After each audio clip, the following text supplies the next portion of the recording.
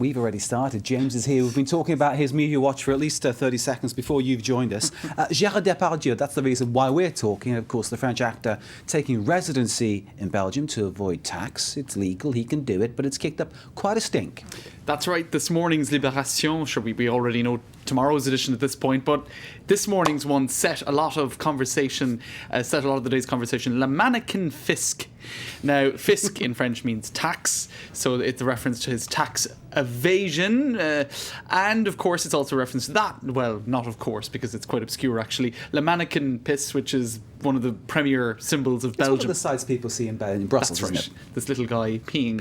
Oh, yeah. And some people are saying, could it have been a reference to headlines such as this back in 2011? No, you can't. Oui, here, monsieur.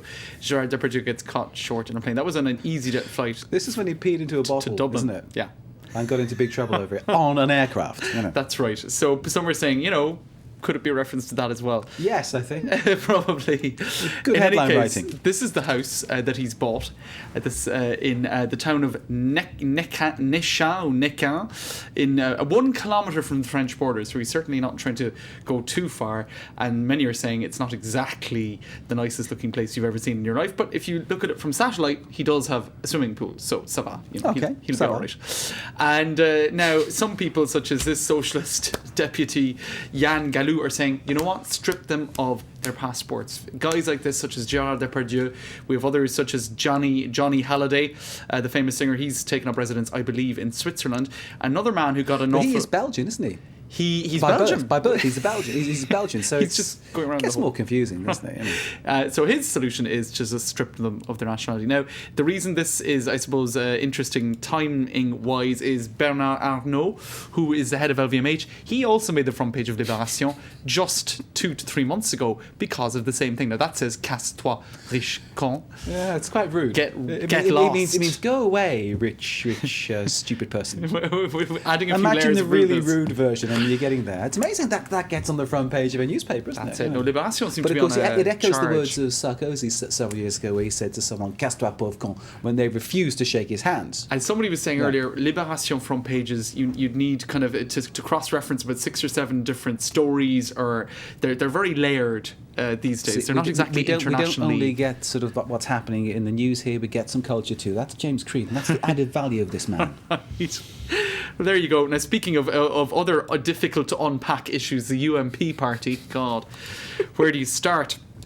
Now, the latest story today is that there's going to be a referendum. There was a vote, in fact, held by MPs. I don't think we know the result of that yet, because this has been going on for 3 weeks, the battle between those two photographed gentlemen, François Fillon, former Prime Minister, who contests the election of Jean-François Copé as the head of the party. This was just a political party leadership election, which has now developed into this massive story. Unbelievable. And I think people in the party are shaking their heads because just some statistics. This headline here, first of all, Fillon and Copé continuing their spectacular fall. Statistics-wise, François Fillon has dropped 13% in the polls since the beginning of November. Jean-François Copé, 20%. The only person to see a spectacular drop who has had a more radical tumble is Dominique Strauss-Kahn. So, I mean, they are really shooting themselves in the feet here. In the meantime, the MPs in that party are saying, we've had enough of these shenanigans. We're going to have a referendum amongst ourselves to vote for whether or not we should have another leadership election before next summer. So they're kind of taking the power out of the hands of those leaders, contested leaders, for this decision. Okay, people often come to Paris to enjoy themselves, and the phrase Paris by night or Paris la nuit is obviously well versed. Yes. That could be changing in certain quarters. Well, Paris la nuit is part of this headline, Mark. Well anticipated, I suppose, because 5 bars in the centre of Paris, in the 10th arrondissement, in the Faubourg Saint-Denis neighbourhood, were shut down for a period of 10 days for causing too much noise. Now, this is one of relatively few nightlife hotspots in Paris. It's been gentrified quite rapidly in the last 10 years, and a lot of people are saying, hold on a minute, okay, yes, it's a densely populated area, a lot of central Paris is, but you have to allow these neighbourhoods to exist and to thrive and to whatever. So I suppose what's worth, besides, that's probably more my point of view, but let's take a look at the Facebook groups that have been set up. Faubourg Saint-Denis, that's the neighbourhood. What neighbourhood for tomorrow. Now, this was set up by one guy who's been living in the neighbourhood for about 10 years, and he is in favour of keeping it a little bit calmer. 145 people have liked that page, i.e. not many.